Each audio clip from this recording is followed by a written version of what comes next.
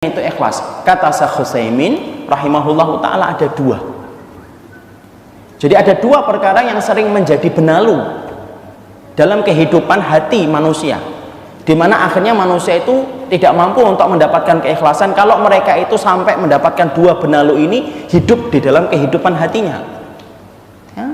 Makanya ketika kita kemudian sudah mengetahui pentingnya masalah ini sampai menjadi sepertiga dari bangunan sunnah, tolong mari kita kemudian menjadi orang setelah kita mempelajari ilmu, menjadi orang yang siap memiliki gunting untuk memotong benalu di dalam hati kita, di mana benalu itu yang sering menjadikan kita itu gagal untuk ikhlas kepada Allah. Syekh Utsaimin lalu kemudian menerangkan apa yang pertama benalu yang sering menjadikan orang itu gagal untuk menjadi ikhlas. Yang pertama, hubbud dunya wa ittiba'ud dunya. Makanya sampai-sampai Syekh Tamimi rahimahullahu taala berkata, man ta'abbada lillahi yuqsadu fihi dunya faqad asyraka. Sampai-sampai Syekh Tamimi dalam kitabnya Majmu'atut Tauhid, beliau itu berkata, barang siapa yang dia beribadah tapi niatnya di dalam dia ibadah diniatkan untuk mencari sekeping dari kenikmatan dunia, maka ibadahnya itu tidak akan pernah diterima oleh Allah.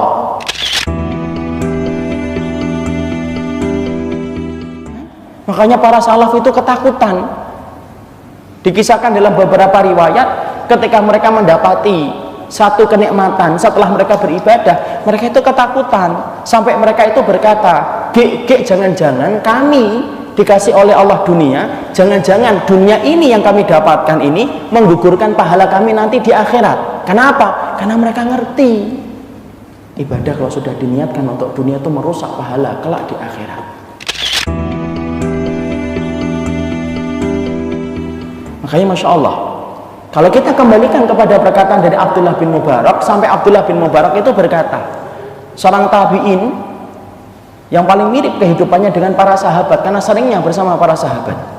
Abdullah bin Mubarak itu sampai berkata, setiap aku melihat para sahabat ketika mereka membaca Al-Quran, tidak ada yang paling banyak menyebabkan para sahabat itu menangis kecuali dua ayat yang sering aku lihat. Apa dua ayat yang paling banyak membuat para sahabat itu menangis ketika mereka membaca Al-Quran? Bukan Al-Baqarah, bukan Ali Imran, tapi paling banyak yang membuat para sahabat itu menangis ketika mereka membaca Al-Quran dan mereka betul-betul ketakutan ketika mereka membaca dua ayat itu, yaitu surat Hud ayat 15 dan 16. Allah berfirman pada dua ayat ini, "Man kana yuridul hayatad dunya wa zinataha nuwaffi ilaihim a'malahum fiha wa hum fiha la yubkhasun. Ulaika alladzi laysa lahum fil akhirati illa an-nar wa habita ma sana'u wa batilum ma kanu ya'malun." Ini loh dua ayat yang menjadikan para sahabat itu kalau setiap mereka membaca itu nangis, tenggelam dalam sedihnya, nangis mereka. Apa artinya terjemahnya? Allah berfirman di dalam ayat ini, "Man kana yuridul hayatad dunya." Barang siapa orang yang dalam kehidupan di dunia yang dia inginkan hanya untuk mendapatkan dunia tok, maka kami berikan dunia kepada mereka la yubkhasun, tidak dikurangi oleh Allah. Ulaika laisa lahum fil akhirati ilan nar, tapi kelak dalam kehidupan di akhiratnya mereka tidak mendapatkan apapun ilan nar, kecuali neraka. Wa habita ma sana'u fiha wa batilum ma kanu ya'malun. Sia-sia apa yang mereka lakukan, batal atas apa yang mereka usahakan. Inilah yang kemudian tidak kita sadari di antara dosa yang banyak di antara kita belum tahu tentang ilmunya adalah dosa menjadikan ibadah itu cita rasa dunia.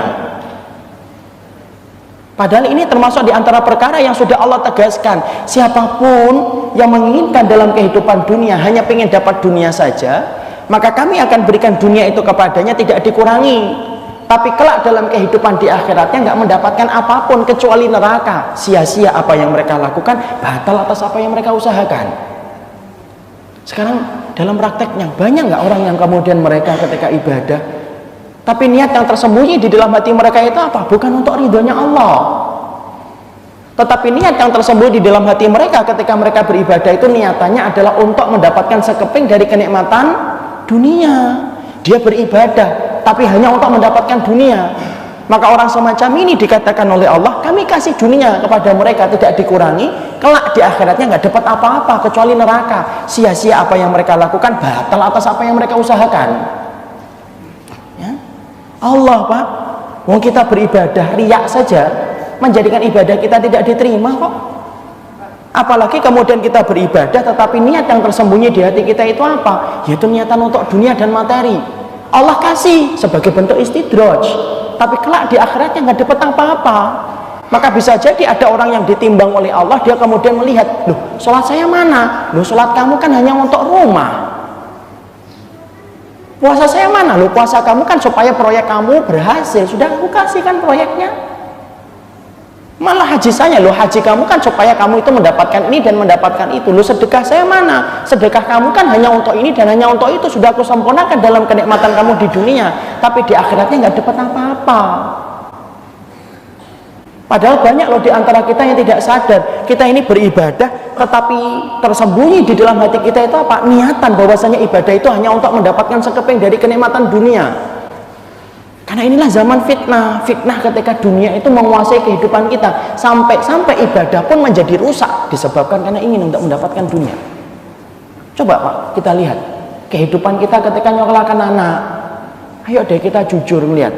Kita dulu ketika sekolah itu niatnya apa? Niatnya kita sekolah dulu adalah supaya ketika SMP pindah ke SMA, supaya ketika di SMA kita mendapatkan sekolah favorit. Ketika dari sekolah favorit SMA kemudian kita pindah ke universitas. Kenapa? Supaya favorit dan supaya gampang untuk mencari pekerjaan. Padahal Rasulullah SAW mengatakan dalam riwayat yang lainnya, man ta'allamal ilma yubtagha bihi wajhullah la yata'allamuhu illa liyusiba aradan minad dunya lam yarih raihatal jannah. Padahal Nabi jelas mengatakan, barang siapa yang mencari ilmu yang niatannya harus karena Allah untuk mencari wajahnya, tapi dia mencari ilmu hanya untuk mendapatkan sekeping dari kenikmatan dunia, lam yarih raihatal jannah, dia tidak akan pernah mencium baunya surga. Masya Allah.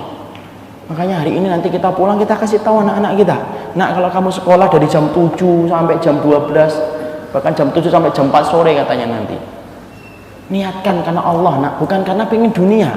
Duniamu sudah diatur oleh Allah, duniamu sudah dijamin oleh Allah. Tidak perlu kamu merusak akhirat kamu hanya untuk mendapatkan dunia yang sudah dijamin oleh Allah.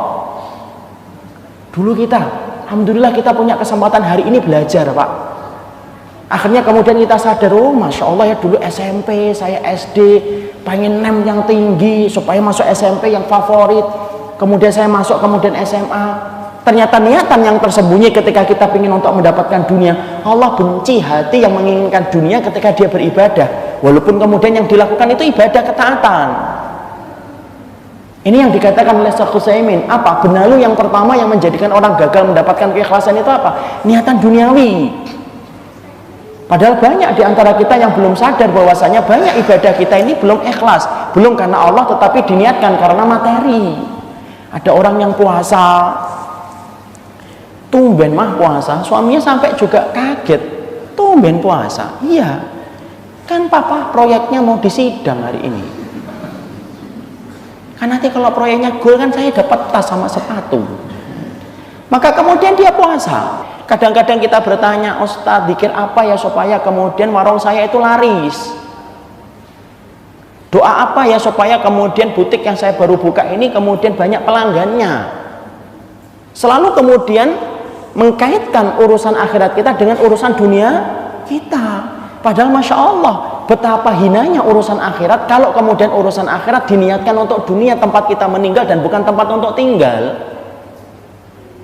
Kenapa? Banyak orang yang tidak sadar bahwasanya ini termasuk di antara perkara yang menggagalkan dia untuk menjadi orang yang ikhlas. Sedekah itu hari ini Masya Allah, sedekah niatnya apa? Untuk mendapatkan balasan langsung. Padahal kemudian balasan sedekah itu harus di dunia atau harus kemudian Allah yang ngatur? Allah yang ngatur. Fungsinya sedekah itu apa sih? Fungsinya sedekah itu sebagaimana yang dikatakan oleh Nabi dalam riwayat Muslim, ittaqun nara walau bisyakkin min tamr. Takutlah kamu kepada neraka walaupun kamu itu sedekah dengan sepotong kurma. Jadi fungsi sedekah itu apa? Memadamkan api neraka yang bisa mengancam kehidupan akhirat kita. Itu fungsi sedekah. Tapi Masya Allah, banyak orang yang hari ini ketika belum paham tentang masalah ini, kadang-kadang kita juga masih terselip dengan niatan yang semacam ini. Kita sedekah supaya kemudian dengan sedekah itu lalu kita mendapatkan balasan di dunianya 700 kali lipat. Makanya ada kasus seorang ustadz digugat sama muridnya, Ustadz saya sudah sedekah 1 juta. Tapi kenapa kok saya tidak mendapatkan 700 juta? Padahal saya butuh untuk bayar cicilan rumah. Makanya kemudian akhirnya terjadi kayak gini. Kenapa? Karena selalu menyandarkan bahwasanya ibadah yang dilakukan hanya untuk mendapatkan sekeping dari kenikmatan dunia. Sholat duha, niatannya apa? Supaya kemudian melancarkan rezekinya. Pada sholat duha itu niat pertamanya itu harusnya apa? Untuk memberikan sedekah kepada ruas tulang kita, bahwasanya kita ini punya 360 ruas tulang yang butuh disedekahin setiap ruas tulangnya itu. Dan itu tercukupi dengan apa? Sholat duha. Ada nggak sih yang menerangkan sholat duha itu membuka pintu rezeki? Kok saya belum pernah mendapati riwayatnya ya? Padahal ada orang yang kemudian ketika sholat duha itu, ketika berdoa ke kanan, kemudian ke kanan, kemudian ke belakang, ke kiri, muter dia. Kenapa? Untuk menjaring semua rezeki dari 4 arah mata angin. Ya Masya Allah, di situ kemudian akhirnya kita bukan itu ibadah. Dan ibadah itu tidak selalu niatannya dengan dunia. Kenapa? Banyak di antara para sahabat, orang-orang yang mereka diterimanya amal, apakah mereka dimudahkan urusan dunianya? Enggak. Ada sahabat yang kemudian juga akhirnya beliau menjadi miskin. Abu Hurairah itu kan miskin. Padahal kita ngerti bagaimana keutamaan yang dimiliki oleh Abu Hurairah. Tenang Pak, bahwasanya ibadah itu tidak selalu Allah bayar. Balasannya itu dengan kebaikan di dunia. Kita perhatikan deh apa yang terjadi kepada Ibunda Khadijah. Ibunda Khadijah itu apa kurang-kurangnya membantu Nabi. Sampai kemudian beliau terkenal sebagai saudagar yang sangat kaya raya. Tapi setelah menikah dengan Nabi, Masya Allah, Ibunda Khadijah itu kemudian turun hartanya. Karena apa? Banyaknya harta yang kemudian diberikan kepada Nabi untuk mendukung Nabi. Bukan hanya hartanya Pak, rumahnya. Rumahnya itu dimasukin keluar masuk para sahabat untuk belajar Islam dari Nabi. Masya Allah. Dan Ibunda Khadijah tidak pernah protes. Makanya Masya Allah kan Ibunda Khadijah itu pemenang hatinya Nabi itu Ibunda Khadijah. Padahal bukan istri yang paling cantik. Ibunda Khadijah ketika beliau meninggal dunia bersamaan dengan tahun ketika Abu Thalib itu meninggal dunia, perhatikan apakah hartanya Ibunda Khadijah itu kemudian menjadi lebih banyak dari sebelum dia menikah dengan Nabi? Tidak, jauh lebih berkurang ketika kemudian menikah dengan Nabi. Padahal kita sepakat Ibunda Khadijah termasuk wanita, Ibunda Khadijah termasuk wanita yang dijanjikan surga. Bahkan rumahnya dikatakan oleh Nabi, rumahnya terbuat dari permata, kemudian hening rumahnya. Hening rumahnya Ibunda Khadijah. Kenapa disebut dengan kata hening dan sepi? Untuk menggantikan keributan yang dirasakan oleh Ibunda Khadijah ketika dia membuka pintunya menjadi tempat para sahabat belajar. Saya kemarin tuh nyampaikan kajian pemenang hatinya Rasul. Siapa itu? Ibunda Khadijah. Saya akhirnya paham ketika membaca sirahnya, detail itu akhirnya paham. Masya Allah, pantas ya kalau Ibunda Khadijah itu sampai dicintai Nabi lebih besar daripada cinta beliau kepada Aisyah radhiyallahu anha. Padahal bukan yang paling cantik Pak. Siapa yang cantik? Ibunda Zainab cantik. Ummu Salamah jangan dikira nggak cantik loh. Ummu Salamah itu cantik. Makanya sampai Ibunda Aisyah itu berkata, ketika aku mendengar Nabi akan menikahi Ummu Salamah, maka aku kemudian terbayang-bayang dengan kecantikan Ummu Salamah. Ya, Maria Qibtiyah cantik, tapi ternyata yang memenangkan hatinya Nabi itu siapa? Ibunda Khadijah. Makanya Ibunda Khadijah kalungnya saja pernah dibawa oleh salah satu putrinya, kalau nggak salah Ruqayyah atau Ummu Kulsum, terbawa, terlihat oleh Nabi. Nabi itu langsung meleleh air matanya hanya melihat kalungnya karena teringat dengan istrinya. Tapi apakah Ibunda Khadijah diganti oleh Allah hartanya di dunia? Enggak. Allah tidak ganti di dunia, tapi Allah mengganti di akhiratnya dengan pahala sempurna, dengan rumah yang paling megah untuk Ibunda Khadijah. Di situ kita paham, tidak semua ibadah akhirat itu dibayar kontan dengan balasan di dunia. Supaya kemudian apa? Jangan sedikit-sedikit kita menyalahkan ibadah kita. Karena secara tidak sadar kadang-kadang kita itu menyalahkan ibadah kita. Wah, rugi nih, bangkrut kita, dagangan kita. Ini pasti gara-gara sholat malam kita ini kurang. Ini pasti kemudian sedekah kita kurang. Bahkan kadang-kadang ada orang yang kemudian kecopetan handphone saja, itu kemudian yang nyopet itu bisa nyalain orang yang kemudian menjadi korban. Saya itu pernah Pak, kehilangan handphone biasa, hilang, diambil di bis. Saya SMS, saya telepon masih nyambung, saya SMS, Pak kembalikan Pak, saya perlu phonebooknya. Dijawabnya apa? Tidak apa-apa, ini karena kamu kurang sedekah, makanya saya ambil handphone. Oh, apa hubungannya? saya harus mikir apa saya kurang sedekah ya. Loh, apa hubungannya? Itu sudah takdir, hilang gitu loh. Tapi ternyata mainstreamnya masyarakat kita itu selalu kemudian, oh kalau dapat musibah itu gara-gara ibadahnya kurang, kalau kemudian berhasil itu pasti ibadahnya berhasil pula. Masya Allah. Kalau kita kemudian sudah salah mengartikan balasan, nah ini bahayanya. Makanya para sahabat itu paling khawatir kalau kemudian mereka itu mendapatkan balasan langsung dari ibadah yang mereka kerjakan. Mereka itu kan nangis kalau dapat dunia. Kenapa? Kami khawatir jangan-jangan balasan kami di akhiratnya sudah disegerakan oleh Allah di dunia, nanti di akhiratnya nggak dapat apa-apa. Masya Allah. Kenapa mereka semacam itu? Karena hati mereka itu ngerti sepertiga dari kehidupan ikhlas itu apa? Menginginkan hanya untuk dunia tok. Kalaupun kita ditakdirkan oleh Allah gagal dalam urusan dunia, bukan karena urusan akhirat kita yang kurang, bukan, tapi memang takdirnya memang segitu. Allah itu bagi dunia itu tergantung Allah loh Pak, bukan tergantung kita. Mangkana yuridul ajilata ajjalna lahu fiha ma nasya liman nurid. Itu dalam surat Al-Kahfi Allah mengatakan, mangkana yuridul ajilah, barang siapa yang ingin kehidupan dunianya, ajjalna lahu fiha ma nasya, kami segerakan dunianya untuk mereka, ma nasya, yang kami kehendaki, liman nurid, bagi yang kami mau. Apakah semua orang yang kemudian ngikutin dunia dan berusaha 24 jam nyari dunia itu pasti berhasil? Belum tentu. Kalau memang Allah tidak menginginkannya. Kenapa? Ada kata-kata manasya lima nurid, bagi yang kami mau dan kami kehendaki. Kalau tidak dikehendaki sudah. Makanya ini jawaban dari pertanyaan kita. Kenapa ya Ustadz saya punya teman ranking 30, padahal satu kelas 31, yang satu keluar sebelum pembagian rapot.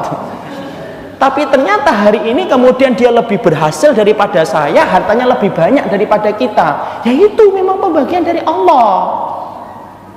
Saya punya teman tidak tamat SMP Pak, tidak tamat SMP, tapi sekarang usahanya Masya Allah, punya rental AC, outdoor, punya jasa kemudian penyewaan apa itu?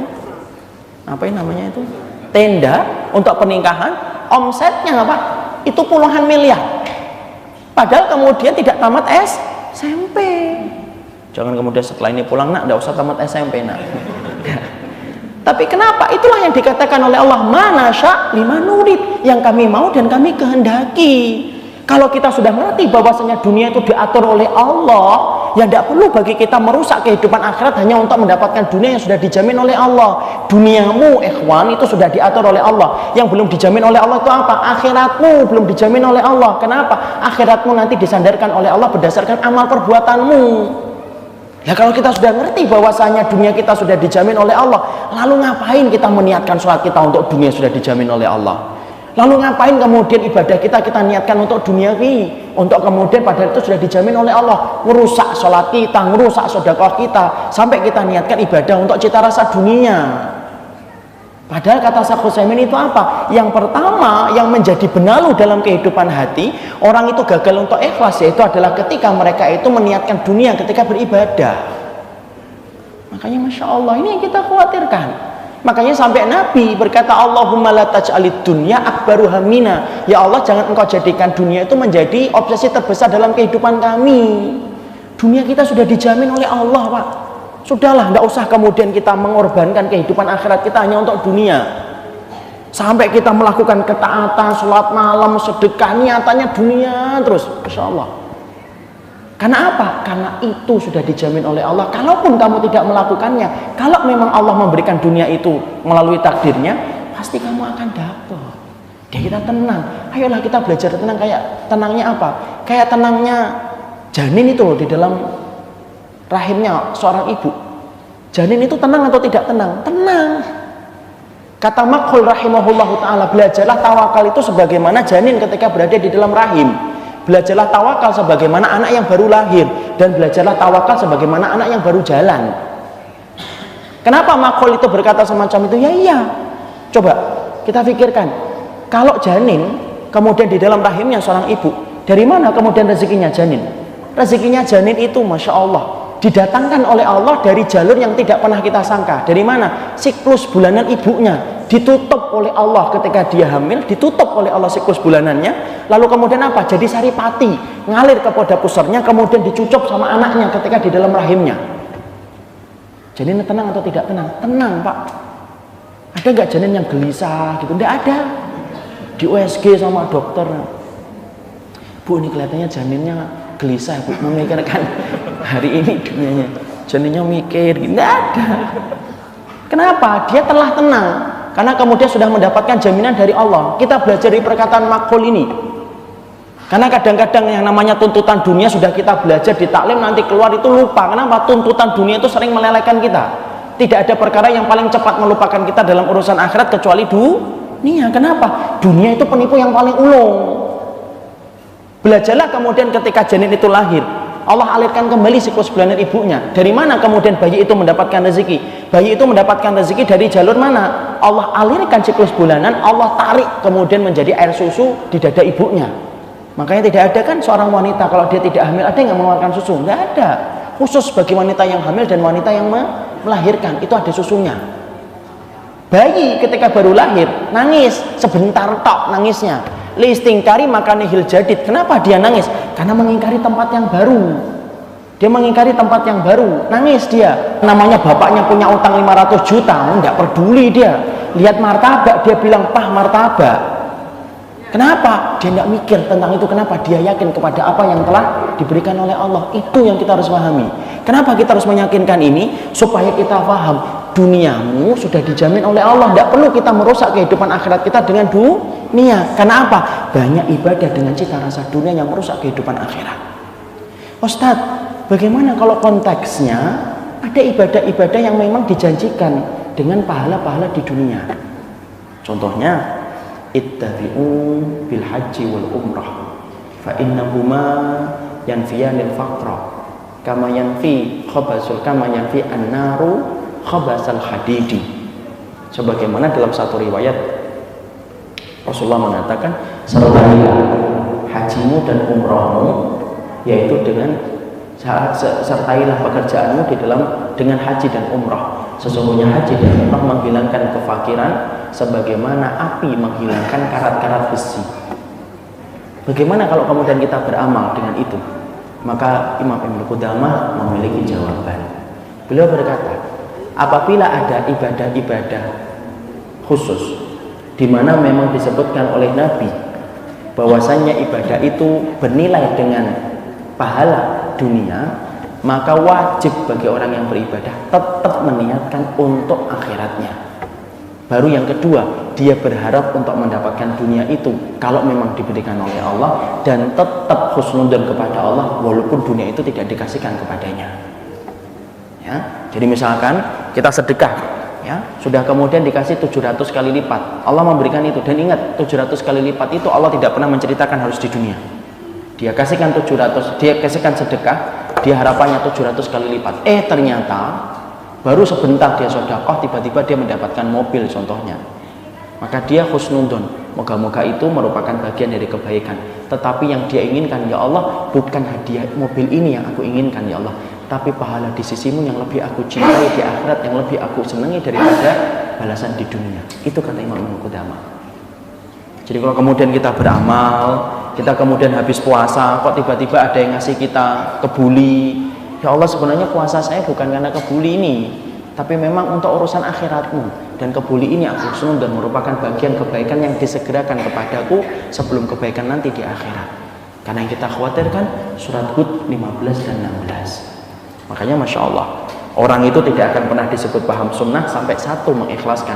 Dan ikhlas itu apa? Ikhlas itu adalah yang pertama, dia menghilangkan keinginan duniawi atas ibadah yang dia kerjakan. Yang kedua, ikhlas itu bagaimana?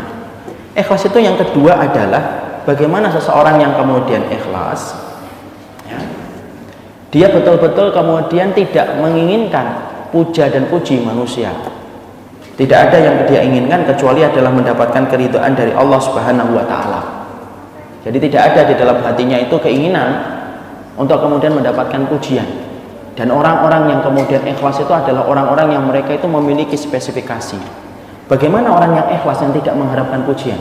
Setidaknya ada 3 sifat yang dimiliki oleh orang yang betul-betul ikhlas. Yang pertama apa? Yaitu adalah kitmanul hasanati. Yaitu yang pertama adalah dia menyembunyikan kebaikan yang dia kerjakan. Itu orang yang ikhlas, yang tidak mengharapkan pujian dan tidak mengharapkan sanjungan dari manusia. Dia menyembunyikan kebaikan yang dia kerjakan. Orang, Pak dan Ibu, orang yang ikhlas, mereka itu memiliki gudang rahasia. Di mana gudang rahasia itu tempat dia menaruh ibadah-ibadahnya tidak diketahui oleh manusia. Kenapa? Orang yang ikhlas, amalan tersembunyinya lebih banyak daripada amalan yang nampak. Itu orang yang ikhlas. Nah, sekarang pertanyaannya, kalau kita berkaca dalam cermin kehidupan kita, saya ini tuh ikhlas atau tidak? Ya, dijawab saja. Kamu sudah berapa banyak amalan yang sudah kamu sembunyikan dari mata manusia? Karena apa? Para salaf itu terkenal menyembunyikan amal. Makanya sampai Salamah bin Dinar itu berkata, uktumu hasanataka asyaddu min sayyi'atika. Tutup amal kebaikanmu sebagaimana kamu nutup amal keburukanmu. Makanya Masya Allah, mereka itu ketakutan betul ketika mereka itu melakukan amal, dan mereka tutupin itu. Bahkan dalam sholat mereka, dalam sholat sunnah mereka, dalam puasa sunnah mereka, dalam semua ibadah mereka itu mereka tutup-tutupin. Kenapa? Itulah sikap yang tumbuh secara alami kalau orang itu ikhlas. Makanya Masya Allah, lihat aja Nabi itu kenapa kemudian beliau itu sholat sunnahnya di rumah? Ya untuk mengajarkan para sahabat untuk ikhlas. Makanya kemudian Nabi itu apa? Mengatakan la sholata illa fil baiti, as-sholatu fil baiti illal maktubah. Sholat itu di rumah kecuali sholat wajib. Kenapa sih sholat sunnah kita ini kemudian dihikmahkan, disunahkan untuk kemudian di rumah? Supaya menghindari mata manusia, supaya tidak melihat kamu itu selalu sholat sunnah di masjid. Makanya Masya Allah, sampai kemudian kita mendapati kisah yang luar biasa. Ada kisah dari Dawud bin Hindun. Dawud bin Hindun itu puasa 40 tahun sunnah, tapi keluarganya tidak ada yang tahu kalau dia itu puasa sunnah. Bagaimana itu kok bisa terjadi? Itu kebangetan banget istrinya itu, kalau suaminya puasa tidak ngerti. Bukan begitu. Dawud bin Hindun sampai menyembunyikan puasanya, itu sampai istrinya pun tidak tahu kalau dia itu puasa. Apa yang dilakukan oleh Dawud bin Hindun? Lihat bagaimana gudang rahasianya Dawud bin Hindun. Dawud bin Hindun itu kalau kemudian dia pergi, dia pedagang di pasar. Maka setiap pagi sang istri menyediakan makanan, sarapan. Dibawa sarapan itu dibungkus oleh Dawud bin Hindun, dibawa ke pasar. Keluarganya menyangka Dawud bin Hindun sarapannya di pasar. Di tengah perjalanan, apa yang dilakukan oleh Dawud bin Hindun? Dawud bin Hindun kemudian menyerahkan masakan itu kepada fakir miskin yang ada di pinggir jalan. Sampai ada fakir miskin yang mendapatkan sarapan dari Dawud bin Hindun 40 tahun. Diserahkan, kemudian dia pergi ke pasar. Kemudian orang di pasar menyangka kalau mereka ngajak ayo makan sarapan, Dawud bin Hindun kemudian hanya tersenyum. Orang menyangka bahwasanya Dawud bin Hindun itu sudah sarapan di rumah. Lalu kemudian ketika sore, apa yang dilakukan Dawud? Sebelum pulang habis sholat asar, Dawud bin Hindun kemudian persiapan untuk pulang, dia beli makanan di pasar, dia bawa pulang. Kemudian orang kemudian di rumahnya itu berpikir, oh Dawud bin Hindun tidak puasa, itu nyatanya dia beli makanan. Kemudian makanan itu dibeli di pasar, kemudian ternyata hanya dibungkus stok, kemudian dibawa pulang ke rumah untuk dimakan bersama keluarganya ketika maghrib baru dimakan. Dan tidak ada yang tahu itu selama 40 tahun. Kapan diketahuinya? Setelah meninggal dunia, ketika orang yang di pasar sama orang yang di keluarga itu menceritakan, barulah mereka tahu ternyata Dawud bin Hindun puasa 40 tahun. Gudang rahasianya tertutup rapi, tidak ada yang tahu. Orang kalau kemudian mengatakan, saya orang yang sudah belajar sunnah, pertanyaannya, kamu sudah punya gudang rahasia amal belum? Karena apa? Allah itu paling senang kalau kemudian hambanya menyembunyikan amalnya. Itu paling Allah senang. Kenapa? Allah tidak suka ketika ada seorang hamba menukarkan ibadahnya untuk mata manusia, maka Allah kurangi pahalanya. Tapi ketika seorang pedagang dari seorang mukmin, ketika dia beramal hanya dia tujukan kepada Allah dan hanya Allah yang tahu, semakin sedikit mata yang tahu, semakin Allah itu senang dengan ibadah tersebut. Makanya Masya Allah, sampai Abdullah bin Mubarak itu kalau kemudian puasa sunnah, lalu kemudian ternyata ketika beliau puasa sunnah ditanya sama orang, kemudian ditawari makanan atau minuman, beliau rela untuk membatalkan puasanya. Kenapa? Karena saya khawatir ketika saya menjawab puasa, saya ini keberatan untuk menjaga niat selama sisa hari yang saya lewati. Padahal Abdullah bin Mubarak, Pak, Abdullah bin Mubarak itu, padahal kita ngerti di dalam kitab Nahnu min Akhlaqis Salaf itu diterangkan Abdullah bin Mubarak itu Pernah ada seorang tabi'in yang penasaran dengan Abdullah bin Mubarak. Kenapa Abdullah bin Mubarak menjadi orang yang paling diutamakan di antara kita? Sampai kemudian akhirnya terungkap rahasia bagaimana para tabi'in itu menghormati Abdullah bin Mubarak. Yaitu ketika dalam perjalanan, lalu kemudian ketika orang itu menghidupkan api unggun, Abdullah bin Mubarak masih kelihatan sama orang yang kemudian ingin tahu apa keutamaan Abdullah bin Mubarak. Allah menakdirkan untuk memberikan jawaban kepada wali-walinya. Allah matikan api unggun itu. Ketika mati api unggun itu, maka orang tadi tidak melihat Abdullah bin Mubarak ketika dalam keadaan gelap. Bergegas dia langsung kemudian berusaha sambil meraba-raba mendekati tempat duduknya Abdullah bin Mubarak. Yang lainnya berusaha untuk menghidupkan api unggun itu. Ketika api unggun kemudian sudah mulai dihidupkan, barulah kemudian tadi orang yang penasaran dengan Abdullah bin Mubarak mendapati Abdullah bin Mubarak ketika mendapati api unggun itu hidup, berusaha untuk mengeringkan air mata yang ada di matanya, dan jenggotnya basah dengan tetesan air mata. Dan ketika api itu hidup, Abdullah bin Mubarak tidak ingin kelihatan bahwasanya dia habis menangis. Tapi saking banyaknya air mata yang membasahi jenggotnya, usaha dia itu masih kelihatan tetesan air mata yang membasahi jenggotnya. Insya Allah. Padahal kita sepakat ya, jenggotnya Abdullah bin Mubarak itu bukan 1 dan 2, tebal. Makanya kemudian luar biasa Abdullah bin Mubarak. Abdullah bin Mubarak kalau puasa, Pak, maka dia katakan oleh para ulama, dia rela untuk membatalkan puasanya. Kenapa? Dia khawatir bagaimana menjaga hatinya di dalam menyelesaikan sisa harinya. Saking ingin menyembunyikan, bukan berarti kita nanti kemudian langsung membatalkan, gini enggak. Tapi saking kita mengambil pelajaran, saking semangatnya besar Abdullah bin Mubarak itu menjaga hatinya. Padahal menjaga hati itu susah atau tidak? Susah banget. Kita sepakat deh, apa yang disampaikan oleh Abdullah Tusturi, tidak ada perkara yang paling berat kecuali adalah menjaga hati. Mungkin kita kalau puasa sunnah aja kadang-kadang Masya Allah menjaga hatinya itu susah atau tidak? Susah. Bukan puasanya, puasanya gampang Insya Allah. Kita malamnya ikhlas, paginya ikhlas, duhanya ikhlas. Nanti ketika waktu makan, bukan pengen makan, pengen ditanya. Akhi, Karim, ya, kok enggak makan? Shaim. Makanya setelah kemudian kita mengatakan puasa, Masya Allah. Kemudian terkadang untuk menjaga hati itu kan susah atau tidak? Susah. Kenapa? Karena kalau antum tidak ditanya, antum sedih. Kok enggak ada yang nanya ya? Kalau enggak ada yang nanya berarti nggak ngerti kalau saya lagi puasa. Masya Allah. Kenapa saya sampaikan contoh ini? Ini sering terjadi, menimpa kita, menimpa kepada siapapun. Kenapa? Ternyata menjaga hati itu susah. Makanya para sahabat, kalau Bapak membaca tentang bagaimana para sahabat itu menjaga amal, sampai-sampai kalau mereka itu membaca Quran saja, supaya tidak kelihatan, mereka itu seakan-akan pura-pura membaca yang lain. Sampai membaca Quran. Sampai-sampai dikisahkan Hasan al-Basri, kalau kemudian sedang membaca Quran, tiba-tiba ada orang yang datang, maka beliau pura-pura tidur begini. Pura-pura tidur untuk menutupi, tapi orang sudah kelihatan bahwasanya dia sedang membaca Quran. Kenapa? Mereka ngerti betul bahwasanya orang yang ikhlas itu apa? Mereka itu harus untuk memiliki gudang rahasia yang mereka nanti banggakan di hadapan Allah ya? Makanya Masya Allah kita ngelihat sampai kemudian Imam Mawardi, tahu Imam Mawardi itu hati-hati betul memikirkan tentang amalan itu, sampai hati-hati. Saking beliau itu betul-betul menjaga bagaimana kondisi hatinya. Imam Mawardi, ulama besar yang mengarang kitab An-Nukat wal Uyun, kemudian yang mengarang tentang Al-Ahkam As-Sultaniyah. Tahu gak kita? Imam Mawardi ketika kemudian beliau sakit, beliau itu panggil sahabatnya. Dia ngomong kepada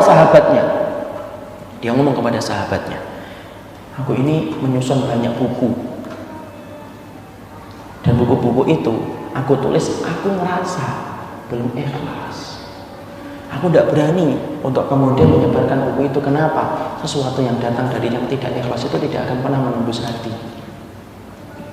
Tapi aku khawatir umat ini tidak ngerti ilmu yang aku ketahui, supaya aku pingin supaya itu mereka itu ngerti ilmu yang aku sampaikan karena datang dari Nabi. Tapi aku mendapati diriku berkecamuk perang antara ikhlas dan tidak ikhlas. Tahu kira apa yang kemudian diminta oleh Imam Mawardi? Nanti kalau sakitku semakin berat, tolong datang ke sini ya. Kemudian kamu letakkan tanganmu di atas telapak tanganku. Kalau aku genggam tanganmu, berarti aku mendapati hatiku tidak ikhlas. Kamu pergi, ini kunci rumahku, kamu pergi ke sana, kamu bahkan semua kitabku itu, tanpa ada yang kamu sisakan. Kenapa? Sesuatu yang tidak ikhlas itu tidak membawa faedah untuk umat. Masya Allah. Tapi kalau kamu mendapati aku tidak menggenggam tanganmu, maka pergilah kamu, sebarkan ilmu itu, sampaikan ilmu itu, supaya kemudian ilmu itu bermanfaat bagi manusia. Masya Allah. Tidak selang beberapa lama, kemudian Imam Mawardi dalam keadaan semakin berat sakitnya. Apa yang terjadi? Kemudian sahabatnya itu datang, meletakkan tangannya di atas tangan Imam Mawardi, dan sampai Imam Mawardi nazak dalam sakratul mautnya, meninggal dunia, maka Imam Mawardi tidak menggenggam tangan sahabatnya. Yang menunjukkan apa? Imam Mawardi sudah mendapati sedikit, secacah titik keikhlasan. Pergilah sahabatnya, kemudian akhirnya bukunya itu sampai bermanfaat hingga hari ini, Pak. Sampai orang kafir itu banyak mengambil. Fondasi kenegaraan, tata negara itu salah satunya dari apa yang ditulis oleh Imam Mawardi rahimahullah ta'ala. Itu loh keikhlasan. Punya gudang rahasia. Makanya Masya Allah. Bukan berarti nanti kalau kita sudah kayak gini, bukan berarti kemudian kita bohong hanya untuk menyembunyikan amal. Itu juga tidak boleh. Boleh nggak kita kemudian berbohong untuk menyembunyikan amal? Puasa ya? Tidak boleh juga. Tapi yang ingin saya sampaikan adalah ternyata bahwasanya ketika kita ngomong puasa, maka pastikan bahwasanya menjaga hati kita itu sangat susah. Hati manusia itu apa sih, Pak? Gelas-gelas kaca. Cepat pecah kita. Makanya Masya Allah, ini juga yang ingin saya sampaikan. Kalau kita memuji orang, tolong deh jangan puji orang itu di hadapannya langsung. Kenapa? Hatinya itu hati gelas-gelas kaca yang mudah pecah. Tidak usah dipuji orang di depannya langsung. Tidak ada sunnahnya itu muji-muji orang di depannya langsung. Nabi pernah memuji beberapa sahabat, disebutkan oleh Salim Id Al-Hilali. Boleh nggak kita memuji? Boleh. Salah satunya adalah sahabat yang pernah dipuji oleh Nabi itu siapa? Ubay bin Ka'ab. Tapi Nabi itu tidak membiasakan untuk memuji orang. Kalaupun kita terpaksa untuk memuji orang, maka pujilah orang itu di belakangnya, itu lebih selamat. Makanya sampai kan kalau kemudian di dalam sunnah itu apa? Kalau kita ngelihat orang yang sering memuji itu apa sunnahnya? Idza ra'aitumul maddahina fahsu fi wujuhihim at-turab. Kalau kamu ngelihat orang yang suka memuji, taburkan itu di wajahnya itu apa? Tanah. Bukan berarti kita bawa tanah loh ya. Kita mau belajar bawa buku, bawa pensil, bawa tanah. Kenapa bawa tanah? Oh, kamu nggak ngerti, banyak yang memuji saya. Tapi itu kemudian menunjukkan bahwa saya memuji itu tidak usah di depannya langsung. Sama nih dengan ibu-ibu. Antara ibu-ibu dan ibu-ibu tidak usah memuji. Masya Allah ya, dulu nggak pakai jilbab tuh kelihatannya gimana gitu. Kalau pakai jilbab, Masya Allah pantas banget. Waduh, pulang-pulang apa yang dilihat? Kaca. Kenapa? Dia kemudian merasa senang. Sudahlah, pujilah orang itu di belakangnya. Kenapa?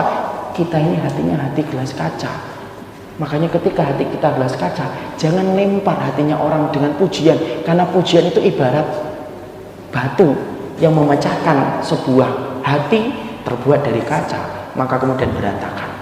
Makanya Masya Allah, yang pertama hati orang yang ikhlas itu apa? Hati orang yang ikhlas adalah mereka menyembunyikan amal yang mereka lakukan.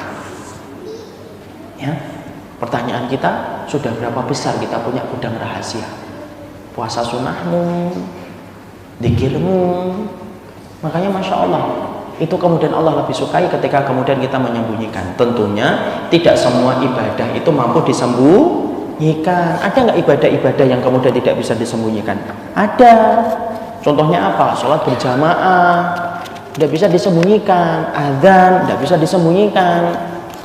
Kemana kamu sholat berjamaah? Oh, nggak sholat berjamaah, saya sholat di masjid di bagian kamar yang tidak kamu ketahui. Ya nggak bisa.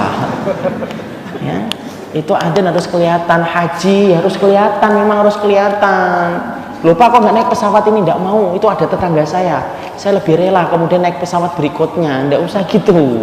Ada ibadah-ibadah yang memang harus kelihatan. Kalau memang harus kelihatan, maka bagaimana kita mengupayakan supaya kita tetap mengikhlaskan perbuatan itu semata-mata karena Allah. Baca deh kitabnya Syekh Ahmad Farid ketika beliau menjelaskan tentang masalah bagaimana para ulama ketika mereka itu menyembunyikan amal, yaitu adalah mereka yang selalu dalam keadaan sama antara dipuji ataupun dicela. Ya, dia sama kedudukannya, tidak pernah berubah. Dipuji dia tetap sama, dicela pun tetap sama. Kayak Khalid bin Walid, dipuji menjadi komandan, dia tetap berperang fisabilillah. Ketika dipecat, beliau pun tetap berperang, bukan kemudian marah kepada Umar bin Khattab radhiyallahu anhu. Itu singkat, sebenarnya penjelasannya panjang. Yang ketiga, hati yang ikhlas itu bagaimana untuk mengerti, karena kita kan pingin untuk ngerti hati saya ini udah ikhlas atau belum. Yang ketiga, batinmu lebih baik daripada zahirmu. Artinya apa? Artinya kamu ketika menghindari dosa, walaupun tidak ada orang yang melihatmu, kamu tetap ingin supaya kamu itu terhindar dari dosa. Ya, karena banyak orang yang menghindari dosa itu karena bukan karena Allah, tapi karena orang.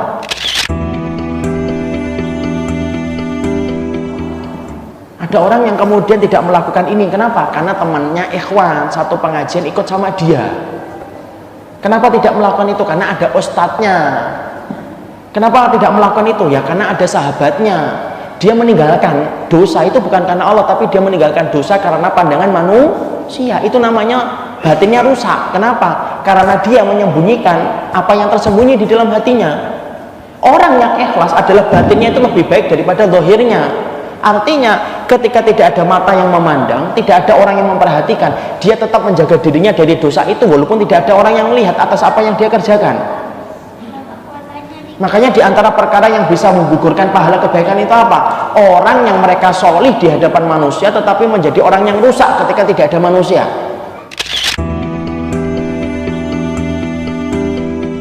Masya Allah, kita berlindung diri dari sifat semacam ini. Orang itu batinnya rusak walaupun dohirnya baik. Saya sering katakan, berapa banyak orang yang dohirnya Masya Allah bagaikan kemudian emas yang harganya mahal dohirnya, tapi ternyata batinnya tidak lebih dari sepotong besi yang tidak ada harganya. Ini kisah nyata ini. Ada seorang ikhwan sudah lama ngaji, kita sampaikan ini karena kita juga sertakan doa untuk beliau. Ini ikhwannya sudah sering ngaji, sampai satu waktu saya kemudian mendapati beliau dan istrinya pengen datang ke rumah. Saya bilang, ketemu aja pas kajian aja Bapak. Udah bisa Ustaz, ini sudah mendesak banget. Ya sudah, ayo kita ketemu. Kalau memang diperlukan, saya perlu di rumah di atas jam 9 malam. Gak apa-apa, khair, insyaallah Ustaz. Ini Pak orangnya Masya Allah, suami dan istri rajin, aktif dalam kajian. Datang ke rumah. Apa yang terjadi? Kemudian beliau itu menyampaikan bahwasanya dia pernah melakukan tindakan dosa besar yang dia kerjakan. Ketika disebutkan dosa itu, saya tidak percaya betul. Saya seakan-akan tersambar dengan petir di siang hari bolong. Saya berkata, loh antum yakin Bapak kerjakan itu? Iya Ustaz. Betul-betul antum kerjakan? Iya. Betul-betul terjadi? Iya. Secara definisinya betul-betul itu? Iya. Saya lalu berkata kepada beliau, maaf, bukankah Bapak adalah orang yang saya lihat orang yang sudah kajian lama, penampilannya juga sudah bukan penampilan orang biasa, dan lain sebagainya. Tahu jawaban apa yang beliau sampaikan? Masalahnya begini Ustaz, satu waktu ketika saya ditugaskan oleh kantor, yaitu kemudian pergi ke luar negeri untuk mengerjakan satu tugas dari kantor kami. Ada perempuan yang dari dulu itu memang dia mencoba untuk menarik perhatian dari saya. Perempuan ini menarik perhatian dari saya, tapi selalu gagal. Sampai akhirnya ditakdirkan oleh kantor, saya satu tim dengan perempuan itu. Satu tim dengan perempuan itu. Maka kami berangkat ke luar negeri. Maka ketika saya menyadari bahwa saya ternyata tidak ada teman taklim, nggak ada kan teman-teman saya yang biasanya ngerja bareng-bareng ke kajian, saya merasa bebas, sebebas-bebasnya, saya seakan-akan merdeka. Dan akhirnya terjadilah apa yang terjadi, Masya Allah. Disitulah kita melihat apa yang menyebabkan semacam itu. Itulah banyak tipe yang kadang-kadang kita tidak sadari. Orang itu meninggalkan dosa bukan karena Allah, tapi meninggalkan dosa karena manusia. Kenapa kamu nggak melakukan itu? Karena kita melihat itu ada sahabat saya di situ. Orang yang ikhlas bukan orang yang semacam itu, tapi orang yang ikhlas yang batinnya itu betul-betul kemudian lebih baik daripada zahirnya. Antum tahu nggak? Ada dosa itu kan macam-macam. Ada dosa besar yang tidak membawa keburukan bagi amal kebaikan. Ada dosa yang merusak. Ada dosa yang menjadi rayap menghancurkan amal kebaikan. Contohnya apa dosa-dosa besar yang menghancurkan amal kebaikan? Syirik, perbuatan kemunafikan, dan salah satunya adalah orang yang batinnya lebih baik daripada zahirnya.